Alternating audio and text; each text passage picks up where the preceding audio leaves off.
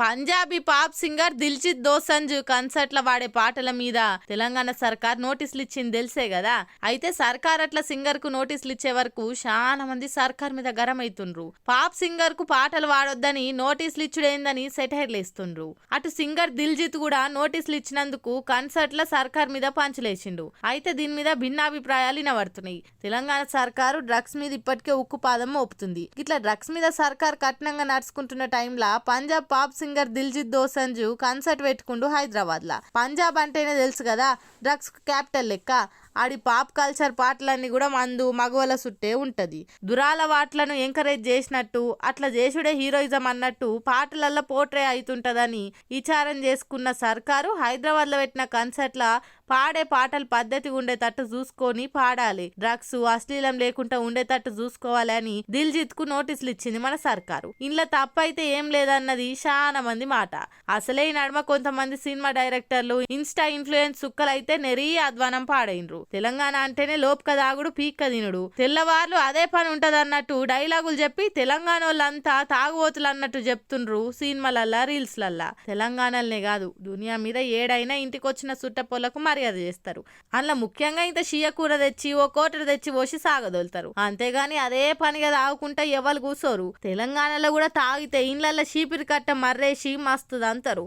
అంతేగాని తెలంగాణ అంటే లోపుక తాగుడు పీక్క తినుడు కాదు. అసలు తాగుడు మన కల్చర్ గానే కాదు, అది మన కల్చర్లో లేదు.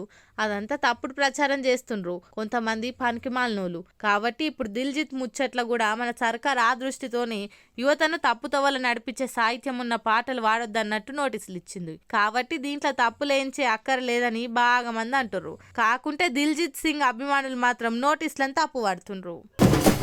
లగచెర్ల గిరిజనులను అరి గోసలు పెడుతుర్రు. ఆడోళ్లతోని కూడా అడ్డగోలుగా నడుచుకుర్రు. అమాయక జనాలను లోపటేస్తుర్రు అనుకుంటా ఢిల్లీ దాకా పోయింది కదా ముచ్చట.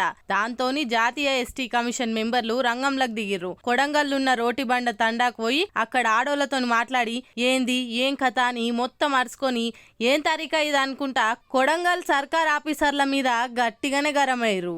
పోలీసులు అర్ధరాత్రి కరెంట్ తీసి మా ఇంటి దర్వాజాలు వలగొట్టి లోపటికొచ్చి మాతోని తప్పుగా నడుచుకుర్రు. ఏం తప్పు చేయని మా పిల్లల్ని మా ఓళ్ళని కారణం లేకుండా అరెస్ట్ చేసి వట్కపోయిర్రు అనుకుంటా ఒక తీరుగా బాధపడుకుంటా చెప్పిర్రు అక్కడోళ్ళు.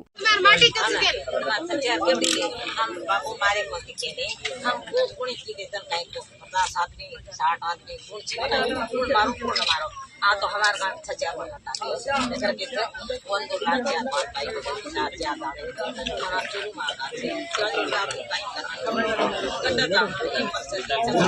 रात तेरे को साथ लेके रानी के बोले ना सब बाधा पड़ ना तभी तुम को देखो साहब मैंने भी जब बात है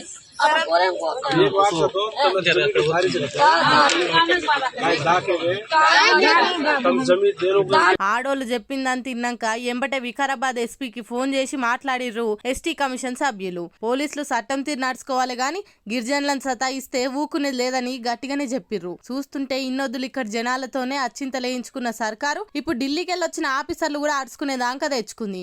ఇంకా రేపు ఏ తీర్లుంటదో చూడాలి.